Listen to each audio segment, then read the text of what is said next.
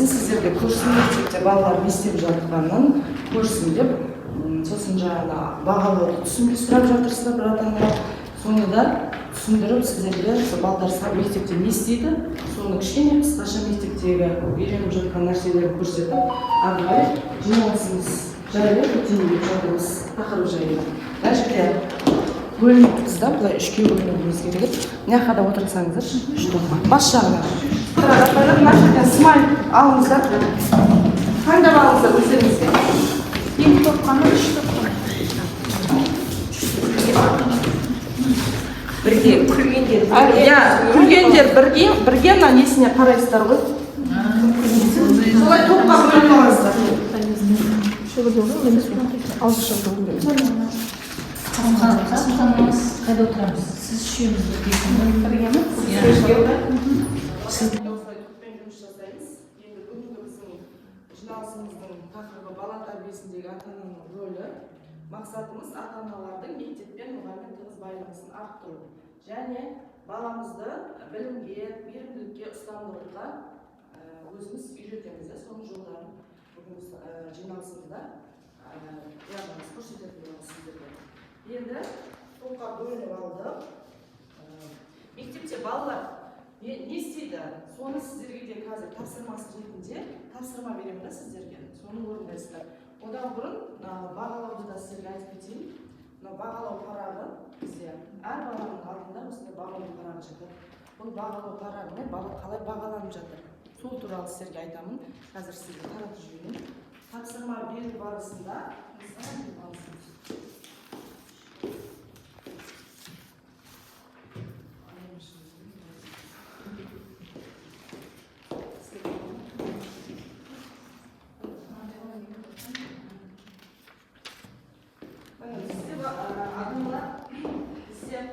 осындай тапсырмалар, дескрипторлар болады да, мысалы, мына сөйлемді дұрыс, әдемі, көркем жаз, және ішінде сын есімді тақ деген сондай нелер болады. Соны табу арқылы біз балдарды бағалаймыз. Мысалы, соған астында 5 балл, 3 балл деп қойып тұрады. Егер бала соны толық орындап шықса, сол жердегі, мысалы, 5 тапсырманың жаңағы 5-еуінде орындаса, 5 баллмен бағаланады. 5-еуінің ішінен 3-еуін ғана, 2-еуін ғана орындайтын болса, сол өзінің орындағанына қарай мынаны бояп отырады. Сабақтың аяғына дейін да. Солай бағаланамыз. Бағалау түсіндіріп кеттік қой. Бірақ енді бізде жаңадан деген ата-анамызда бар екен. Сіздер қазір былай жасайсыздар. Өздеріңіздің аттарыңызға бір сын есімді жалғап айтасыздар. Мысалы, мен Ақтауның майы деген сияқты сіздерді аралай өз аттарыңызды айтасыздар да, кімнің мамасы екенін айтып кетесіздер. Ақтауның майы дейді.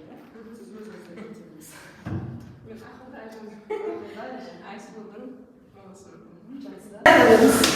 Көпбалалы ана Нұрписа Олжастың мамасы. Жақсы, көпбалалы ана Нұрписа Олжастың мамасы. Айтыңыз. Көрікті әйгерім. Көрікті әйгерім. Насырдың мамасы. Жақсы, көрікті әйгерім. Аға, сіз айта алыңыз. Қамқовшы әже Қалипаның, Айсұлтанмен Асылжанның әжесі. Өте жақсы, сіз де айта алыңыз.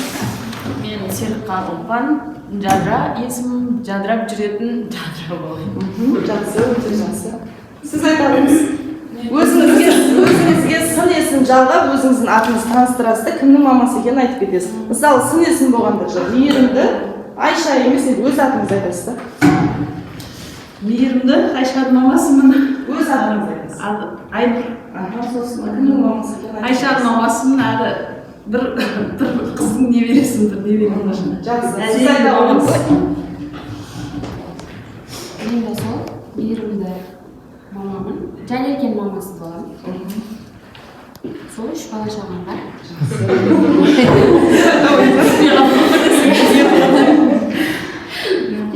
Мен де сол ақылды, мейірімді анамын, көп баланың анасымын. Жайдақбаева Хадишаның мамасымын. Жақсы, танысқанымызға қуаныштымыз ата-аналар. Айтыңыз. Ақылды Шолпан, Қасымхан мамасымын. Өте жақсы. Сымбатты Олжан, Бекзатты, Бекбекұлы Бекзаттың анасымын. Жақсы. Қол шапалаққа қойып. Балалар мектепте қолданып жатқан тапсырмаларды сіздер де көріңіздер деп жатырмын. Қалай не істеп жатқанын сіздерде орындап алдарыңызда бағалау параны бағаламастар бүгін мен жиналысында.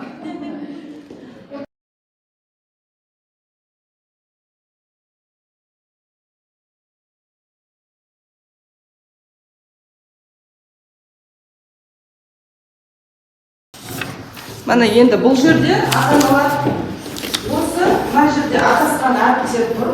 Осы әріптердің ішінен мына жерде тұр ғой, оқушы, мектеп, ұстаз, ақыл, ой деген сөздер шығады. Сол сөздерді қоршайсыздар, немесе алдарыңызда боятын жетсе, бояп шығыңыздар. Соны өзінің графасымен осы сөздерді табасыздар. 1, 2, 3, 4, 5 сөз. 5 сөзбен 5 балл. Егер үшеуін ақ табатын болсаңыз 3 балл болады. Екеуін ақ табатын болсаңыз 2 балл болады.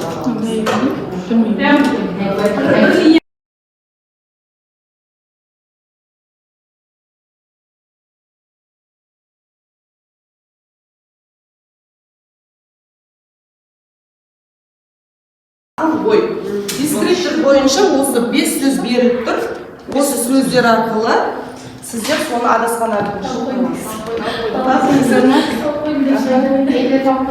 тапсаңыздар, өздеріңізге жағына алдарыңызда бағалау парағынан 5-еуін белгілеп қойыңыздар. Мен 2 тапсырмаға жасадым да негізі адамға.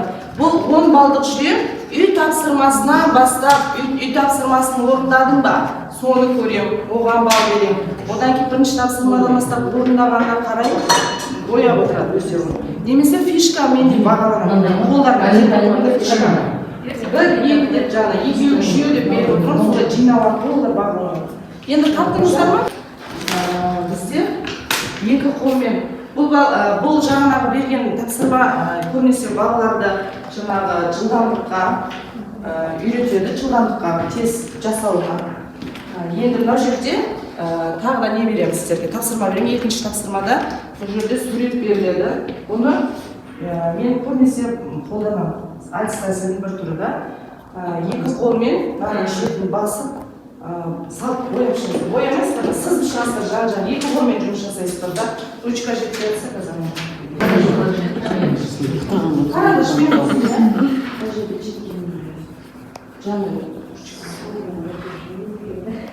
жүрмейді екен. 2 қолдап жұмыс жасау, бұл балалар ананы қоршап сызып шығу керек. Бұл да жаңағы нейрожаттығулардың бір түрі ғой. Өзім шығып жатыр ғой, айнырапшын сөзіне. Негізі айтқаным ғой, жеке-жеке тапсырмаға мен өзім 2 балл, 3 балл, 1 балл деп қоямын да. Енді мен 2 тапсырма болғандықтан бүгін 5 балдан қойдым тапсырмамды.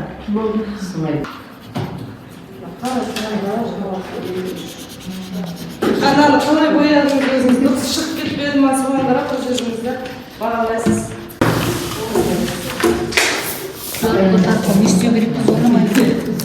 Код арқылы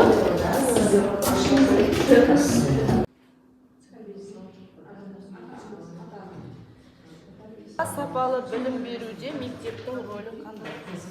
Үлкен не жаза беріңіз, қазір өзіңіз осылай. Тәрбиесінде, балалар тәрбиесінде.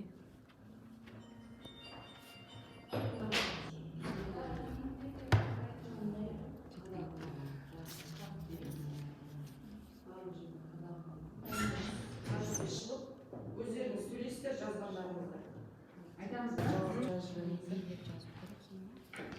Қазіргі қоғам және өз заманымыздың ата-ана тәрбиесінің айырмашылығы қандай?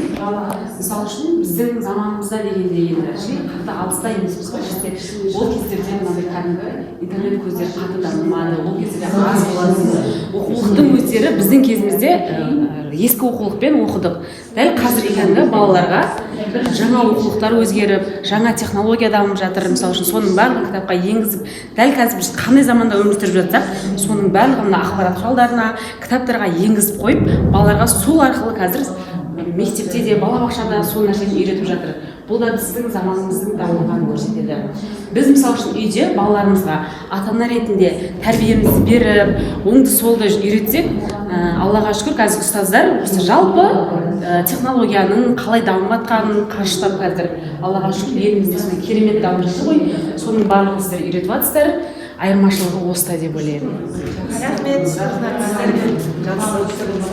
Мұғалім мен ата-ананың арасында тығыз байланыс болу керек ең бірінші. Ол тығыз байланысты орнату барысында ең бірінші отбасында мұғалім жайлы теріс пікір айтылмау керек.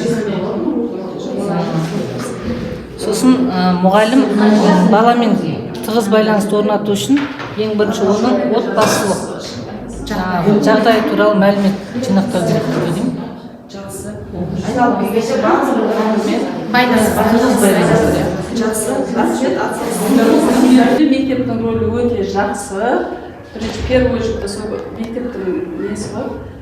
Бірінші мектеп басшысына байланысты, кейін сынып жетекшісіне байланысты деп ойлаймыз өзіміз. Және өзіңіздің де байланыс болғанда барлық айналып келгенде біз береміз. Ата-ана мен мұғалімдер бір-біріне тығыз байланысты керек. Екеуі бірікпесе бала ешқашан өре алмайды, ары дамымайды. Атсалысқандар ойнатсын деп тұр. Мына жерде балаларымыздың дәптері барлығы келген жоқ қой.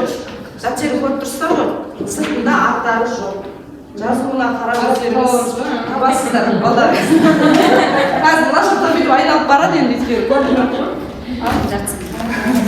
Жатсын дейін десем, былай қарай не тұр да?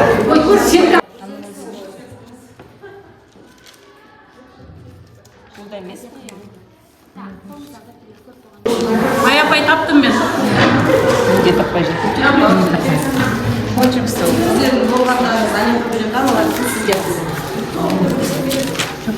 Осыны ұстап қалайын, беріп жарайсың. Апай мен таптым. Сіздерге Мен таптым. асыл жанды таптым. Асыл жанын жайған сақалан содан таптым. Болды, бұдан кейін көріп. Тек бір сабақтан 3 жыл қалсам не істейсіздер? Не істейсіздер? Ұқсастама, немесе қандай не қолданасыздар, не істейсіздер? Соға көптің жанын көріп Үйірамай жатқанына көбірек көңіл бөліп, арғадай яғыластар, өте жақсы. Тағы екінші сұрақ. Жұмыстан шаршап келіп тұрсыз өзіңіз. Үйге келген кезде балаға жайып бересіз бе?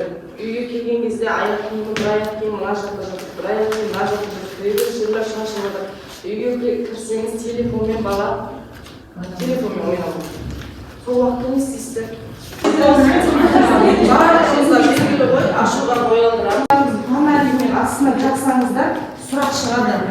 Сол сұрақты көріп, қайсыңыз жауап бересіздер? Өздеріңіз бөліп ала салыңыздар.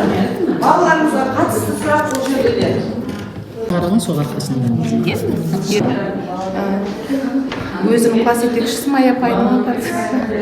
Тағы бізде бір балдар бар енді, ақшын жақсы көріп. Сізді ұнатады, соны білемін. Сіздің сұрағыңыз қандай сұрағыңызды? Балаңыз немен айналысқан ұнатады? Ол негізі көбі нәрсе қол бос кезде мама не нәрсе көмектесейін деп асхана жақындайды негізі балам. Балаңыздың досы кім дейді? Қызым ғой негізі. Мен қызым Айша досым деп жүреді. Айша подружкам Айша. Айша аузынан түспейді. Айша мен досым. Сіздер айналыңыздар. Баланы ашуланғанда не деп ұрсасыз дейді. Не деп ұрсасыз? Ұрыспаймын екен. Мен ұрыспаймын көзімен. Аяғыммен сындырамын. Жақсы. Балаңыз үйде кіммен жақын дейді? Әкесіне жақын. Әкесіне жақын. Жақсы. Балаңыздың жақсы көретін тамағы. Мен өзім мен барлық тамағын жақсы көремін. Мен ауыз беремін. Ішінен өзінің жақсы көретін бар шығар енді? Палауды жақсы көреді. Палауды жақсы көреді ма? Жақсы. Балаңызды қалай еркелетесіз? Ашконтай деймін. Жиналысымыздың несін түсінген боларсыздар, иә? Ата-анамен рөлі дедік тәрбиесіндегі. Және тапсырмаларды таныстыңыздар, балалар қалай жұмыс жасайтынын. Енді жиналысымызды сіздерде уақыттарыңызды алмайын, жаңа уақыт бөліп келгендеріңізге рахмет. Жиналыстың соңында енді осы неден қандай не алдыңыздар, әсер алдыңыздар? Ашық айтсам, немесе микрофон айтса дейміз да біз.